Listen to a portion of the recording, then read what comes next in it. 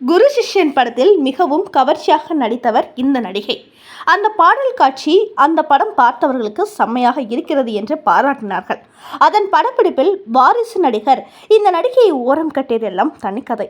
ஆனால் அந்த படம் பார்த்துவிட்டு பிரபல இயக்குனர் சிகரம் என்று சொல்லப்படுபவர் அந்த இயக்குனர் இந்த நடிகையை இவ்வளவு கவர்ச்சி தேவையா, நீ வளரும் நடிகை என்று கண்டித்தார்.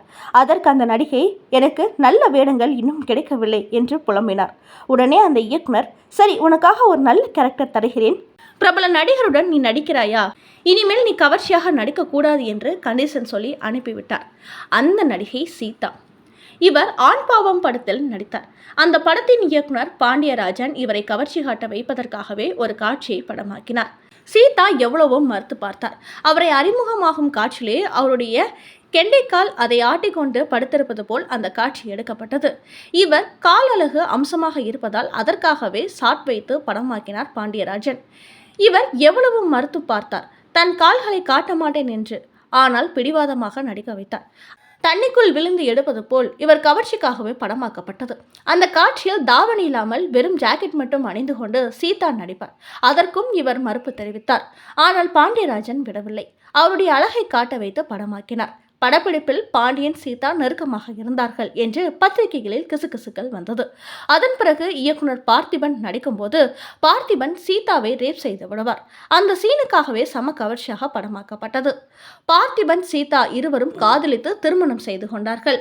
தம்பதிகளாக 10 வருடங்கள் கழித்து இவர்களுக்கு ஏற்பட்ட கருத்து வேறுபாடு காரணமாக 2001ஆம் ஆண்டு விவாகரத்து பெற்றிருக்கிறார். விவாகரத்து ஆன பிறகு மீண்டும் தன்னுடைய தந்தை வீட்டுக்கே சீதா வந்து தன்னுடைய நடிப்பை துவங்கியிருக்கிறார்.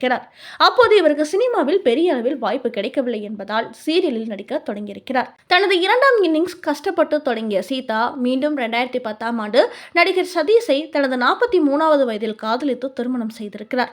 நடிகர் சதீஷ் சீரியல் நடிகர், அதுவும் சன் டிவியில் பிரபலமான ஆனந்தம் சீரியலில் நடித்தவர். சதீஷ் சீதா இருவரும் நெருங்கி பழகுவதை அறிந்த பிறகுதான் பார்த்திபன் சீதாவை பிரிந்தார் என்றும் சொல்லப்பட்டது. ஆனால் சீதா தரப்பில் பார்த்திபன் நிறைய நடிகைகளுடன் நெருக்கமாக இருந்தார். அவர் எனக்கு மட்டும்தான் சொந்தம் என்றுதான் நான் அவரை விட்டு விலகினேன் என்று சொல்லப்பட்டது. எது உண்மை என்பது இருவருக்கு மட்டும் தெரியும். பார்த்திபன் அதிபுத்திசாலி, வித்தியாசமாக சிந்திப்பார். சில நேரங்களில் சீதாவை படப்பிடிப்பு நேரத்தில் என்ன நடந்தது என்று கேட்டுக்கூட டார்ச்சர் செய்திருப்பார் என்று பத்திரிகைகளில் செய்திகள் வெளிவந்தது. திருமணத்திற்கு பின்பு பார்த்திபனிடம் அதிகமாக எதிர்பார்த்த சீதாவிற்கு ஏமாற்றமே ஏற்பட்டுள்ளது. இதனால் தான் இவர்கள் இருவரும் பிரிந்துள்ளார்களாம். ஆனால் தான் சாதாரணமாக ஒரு பெண் ஆசைப்படுவது போன்றுதான் ஆசைப்பட்டேன். என்னுடைய கணவர் எனக்கு மட்டும்தான் என்றும் தனது கனவுகளுக்கு துணையாக இருக்க வேண்டும். நான் தன்னிச்சையாக எடுக்கும் முடிவிற்கு அவரும் உறுதுணையாக இருக்க வேண்டும் என்று நினைத்துள்ளார். சீதா அர்ஜுன் இருவருக்கும் இடையே செம கெமிஸ்ட்ரி நடந்தது. என்னன்னு வாங்க பார்க்கலாம். 1987ஆம் ஆண்டு வெளிவந்த ஷங்கர் குரு படத்தில் அர்ஜுனனுக்கு ஜோடியாக சீதா நடித்திருந்தார். அப்போதே இருவருக்கும் நல்ல கெமிஸ்ட்ரி.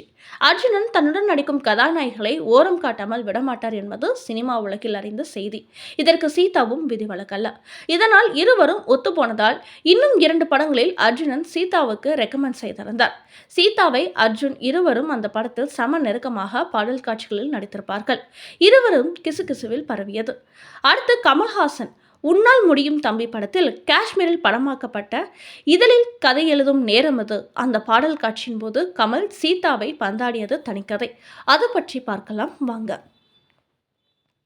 1988ஆம் ஆண்டில் வெளிவந்த தமிழ் திரைப்படம் உன்னால் முடியும் தம்பி.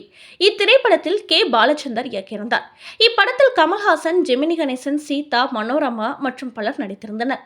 இந்த பாடல்களை புலவர் புலமைப்பித்தன், முத்துலிங்கம், இளையராஜா ஆகியோர் இயற்றியிருந்தனர். இப்படத்தில் கமலும் சீதாவும் மிக நெருங்கி நடித்திருப்பார்கள். அந்த பாடலுக்கு பனிக்கட்டிகள் மீது உருண்டு வந்து இருவரும் முத்தமலை கொடுப்பார்கள். அதை பாடல் காட்சியாக பார்க்கும் எந்த கணவருக்கும் இரத்த கொதிப்பு வரதான செய்யும். படப்பிடிப்பு பல பரிவர்த்தனைகள் நடந்தது. உங்கள் கற்பனைக்கே. படமாக்கப்பட்ட ஒவ்வொரு நாளும் கமலுக்கு விருந்தினர் போல உபசரிப்பு வழங்கினார் சீதா. கமலுக்கு ஜோடியாக நடிக்க அப்போது எல்லா நடிகைகளும் ஏங்கிக் கொண்டிருப்பாங்க. அந்த நடிகைக்கு இதழில் கமல்ஹாசன் முத்தம் தராமல் விடமாட்டார்.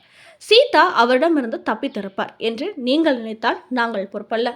படத்தில் சீதாவுக்கு சேலை காஸ்டியூம் தான், அதிலும் அழகாக இருப்பார். படத்தில் அவர் பெயர் LKM என்று சொல்வார். சீதாவுக்கும் தான். அழகான பல்வரிசையுடன் வாய்விட்டு சிரிப்பார். இதற்கு மேல் கமலை சோதிக்க வேண்டாம் என்று முடிவு செய்து, என் பேர் அது இல்லைங்க என்றதும் அந்த பதிலை உள்வாங்கிக் கொள்ளாமல் அப்படியா என்று சொல்லும் கமல் பிறகு குதித்தெழுந்து அப்படியா என்று சந்தோஷத்தில் திக்குமுக்காடுவார். லலிதா கமலம்ங்கிற பெயரைத்தான் சுருக்கி உங்ககிட்ட LKA என்பவரை முடிக்க விடாமல் தடுத்து, அழகாக துவங்கும் இந்த பாடல் தமிழ் சினிமா அல்லவா? ஆதலால் இந்த பாடலிலும் தப்பாமல் நடுவில் அந்த இடத்திலிருந்து தாவி குதித்து பனி பிரதேசத்தில் சரணத்தை பாடுவார்கள். ஜெர்கின் கோட் இல்லாமல் சாதாரண உடைகளில் கமலும் சீதாவும் நெருக்கமாக கட்டி தழுவி பனிக்கட்டியில் உருண்டு புரளும் அந்த காதல் காட்சி படத்திற்கு ஹைலைட். நிஜமான காதலர்கள் போல் இருவரும் நடித்தார்கள். அல்லது பாலச்சந்தர் வேலை வாங்கினார். அந்த பாடலை கேட்டுக்கொண்டே இருக்கலாம் போல தோன்றும். இதழில் கதை எழுதும். என்ன அபாரமான காதல் கற்பனை! சான்ஸே இல்லை. படத்தை பார்க்கும்போது கதை என்ன, மெகா சீரியஸே எழுதலாமே என்று அந்த வயதில் தோன்றியது நமக்கு. அந்த பாடல் வரிகள், இதழில் கதை எழுதும் நேரம் அது, இன்பங்கள் அழைக்குது, மனதில் சுகம் மலருது மாலை இது, இளமை அழகை அள்ளி அணைப்பதற்கே இருகரம் துடிக்குது தனிமையில் என்று இசைஞானி அமைத்திருப்பார். சீதாவும் கமலும் அழகான கவிதையாக காட்சியளிப்பார்கள் இந்த பாடலில். கமல் நாயகிகளை தோளில் துண்டு மாதிரி போட்டுக்கொண்டும் கைகளில் ஏந்தி சுற்றுவதும் ஒன்றும் புதிதல்ல. சகலகலா வல்லவனிலிருந்து தெனாலி வரை எத்தனை படங்களில் பார்த்திருக்கிறோம். இதில் ஒரு மாறுதலுக்கு கமல் முதுகில் சீதா சவாரி செய்வார். அந்த காட்சிக்கு மட்டும் 5 டேக்குகளை வாங்கியிருக்கிறார் கமல். அது எதற்காக என்று உங்களுக்கே புரியும். முதுகில் சுமந்து கொண்டு ஓடி வரும் பொழுது சில நேரம் கேமராவை பார்த்து விடுவார், சில நேரம் கால் இழந்து விழுந்து விடுவார், சில நேரம் அவுட் ஆஃப் ஃபோர்ஸ் ஆகிவிடும். இப்படி அந்த காதல் காட்சி கமல் ரசித்து செய்திருக்கிறார் என்றால் அதில் உள்நோக்கம் என்ன? கதாநாயகர்கள் சினிமாவில் நடிகைகளை சுமப்பது நாக்கு தள்ளும் விஷயம் என்று இந்த காட்சியை பார்த்தாலே தெரியும். அவர்களை தூக்கிக்கிட்டு சிரிச்சுக்கிட்டே நடந்து பாட்டுக்கு தப்பாம உதட்டையும் அசைக்கணும். கமல் கதாநாயகனாக இருந்து இயக்குனர் என்னிடம் அப்படி சொன்னால், ஹீரோயினை தூக்குறது தான் எல்லா படத்துலையும் மக்கள் பார்த்துட்டாங்களே, நம்ம புதுமையாக ஒன்று பண்ணலாம் சார், பேசாமல் ஹீரோவை தூக்குற மாதிரி வச்சிடலாம் என்று சொல்லி சமாதானப்படுத்தி கமல் ஐடியாவில் எடுத்த பாட்டு தான் இது. சீதாவை தோளில் சுமப்பதற்கு கமல்ஹாசன் கொடுத்த ஐடியா தான் இது. முதல் படம் ஆண் பாவம். படத்தில் சீதாவுக்கு புரியாத பல விஷயங்களை எல்லாம் கற்றுத்தந்தவர் பாண்டியராஜன். அடுத்தடுத்த படங்களில் புரிந்து கொண்டார் சீதா. படித்து கொண்டிருந்த போதுதான் சினிமாவுக்கு வந்தவர். சினிமாவில் தலை சீவுவதற்கு ஒரு ஆள், மேக்கப் போட ஒரு ஆள் என இருப்பாங்க. இதெல்லாம் அப்போ எனக்கு ரொம்ப பிடிச்சிருந்ததால் தான் பல விஷயங்கள் இவருக்கு அட்ஜஸ்ட்மெண்ட் செய்ய வைத்து விட்டது. குரு சிஷ்யன் படம் எனக்கு இவருக்கு பிடிக்கும். இந்த படத்தின் ஷூட்டிங் போது ரஜினி சார் இவரை கிண்டல் செய்துகிட்டே இருப்பார்.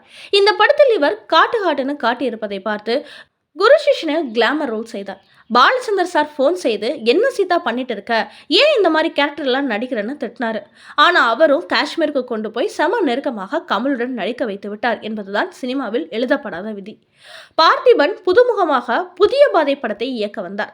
அப்போது நான் அதில் நடிக்க ஏன் சம்மதித்தேன் என்றார். அந்த படத்தின் கதை அப்படி.